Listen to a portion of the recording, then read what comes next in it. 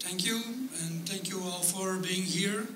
And it's a pleasure to talk to this important body that, as mentioned before, is, let's say, friends and we hope critical, positive friends to the United Nations systems. Because I think sometimes the greatest friends are those that can tell the tough truths and help us to improve and to think forward. And being invited here, my idea is to bring this a kind of reflection and share with you something that, as Vitae Civilis, the NGO I work with, a representative during the Rio+20 preparatory process, I have been experiencing in the UN process in the negotiation of Rio+20.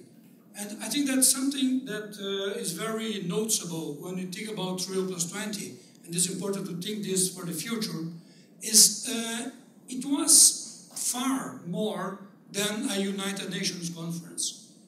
What we saw here in Rio a few months ago were something like 3,000 events in 14 days.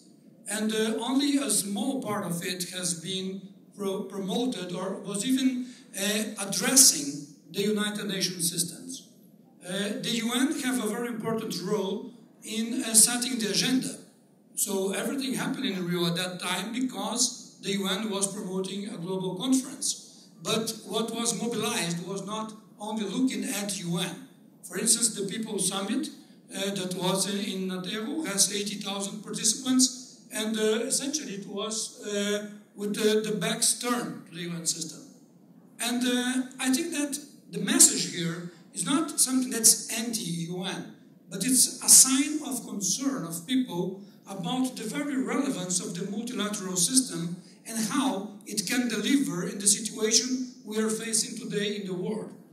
I think that as the world became more and more globalized, and we have more and more powerful actors that are many times detached from the state systems, from the nation-state systems, as financial flows, as multilateral corporations, as civil society that is going worldwide, as the climate systems. We have a lot of global phenomena, both social, economic, and natural, that now are, let's say, challenging the ability of nation-states themselves to go beyond their very own paradigm of sovereignty and territorial control. The nation-state is something that comes from the idea that there is something inside and something outside.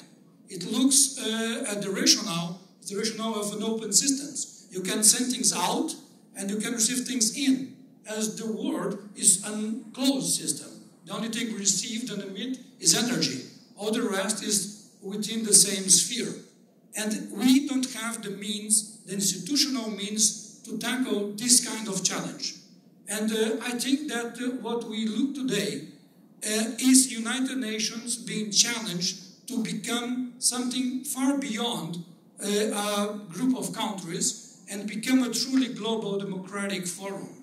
The world needs a plural, democratic, open forum, and the most likely suspect to become that is the UN system, but it has to go far beyond the current status of, let's say, a group of countries working together.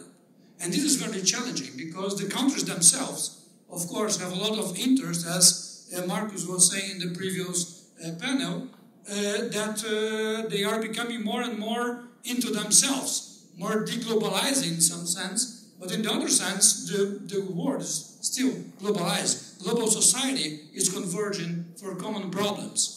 And I think that this is the kind of circumstance where we're talking about developing the SDGs, and this is very important about the process. In practical terms, how can we set a process that can really engage civil society worldwide? In the run-up to Rio+20, we have 2 years of preparation to one very focused and clear event, and even though we couldn't mobilize very large segments of civil society worldwide. A lot of companies, a lot of actors were not looking at what was happening inside the system. They're looking to the subject, but not to the system itself. And so now we're talking about promoting sustainable development goals that could be the synthesis of what came from Rio Plus 20. Rio Plus 20 have a list of 26 items to the agenda and clearly proposes to make a synthesis. But what we are facing now are two parallel processes. We have the Millennium Development Goals assessment and new term, and at the same time, and this driven by the Secretary General, and we have, on the other hand, what came from Rio, from nation states, clearly, something that is in the hands of nation states, to produce a process to sustainable development goals. Brazil has been invited to be the convener, or to start at least, the group of 30 countries that should put this process forward. The time to have this group of countries set was September, 2 months ago, and it is not there yet.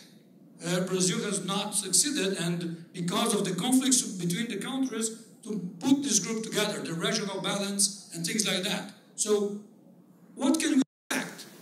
And how can we really engage society in something that can become really meaningful? So, I think that we need very clearly, and if you're talking about real engagement of society, people should believe that some meaningful outcome will happen from a process.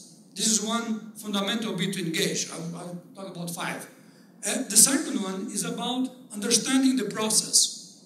One, we only engage in a process where you can understand where it's leading to. You don't engage just for engaging. You need to understand where it's going to. We should trust, the third point, we should trust that the participation will be listened to.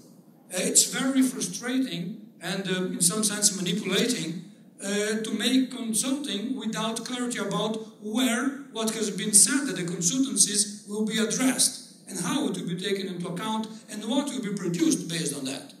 So this is very, very fundamental, and we didn't have that in Rio, for instance. Fourth, we must have enough and timely resources. It's a sort of unfair situation to ask for whoever to engage in a process where you don't have the time, the knowledge, the people, the means to effectively participate. It's a fake participation. Just attending meetings is not enough. And fifth, we should deftly connect to the living forces of society. We need to connect to the grassroots. If you look to the major groups at the UN system, they are really distanced from the roots of civil society. It's an advance, of course. In '92 it was a very good advance. There's something we should build on, but they are distanced from the basis. And Rio was very clear in that, the Rio Plus 20 process. And already there are 3 main ideas being discussed about how to engage. One is about the creation of a multi-stakeholder advisory group. Okay, we're looking at it. We're looking to a multi-stakeholder advisory group for sustainable development works. So one thing that is very focused. Second thing is about creating a global civil society-driven and UN-supported multi-processes platform. Something that can go beyond the fragmentation of processes that we see at the UN level. And third is the discussion about how will this high-level forum, political forum that will be created to replace the Commission on Sustainable Development will function. So I think we have very focused and clear ideas. And one final word about using social media and IT communication tools. If you look at the numbers, at the figures, for the tentatives in Rio and after Rio about getting people engaged in YouTube, Facebook, Twitter, using the ECOSOC and other events, it's, almost nothing. The most popular video of ECOSOC in YouTube has 4,000 views. 4,000 views. So it's really, we have much to learn, and not just to bring people on board, but to make this a democratic, open, meaningful ways of participation and engagement. And I think that the UN associations can give a big contribution to this. Thank you. Thank you.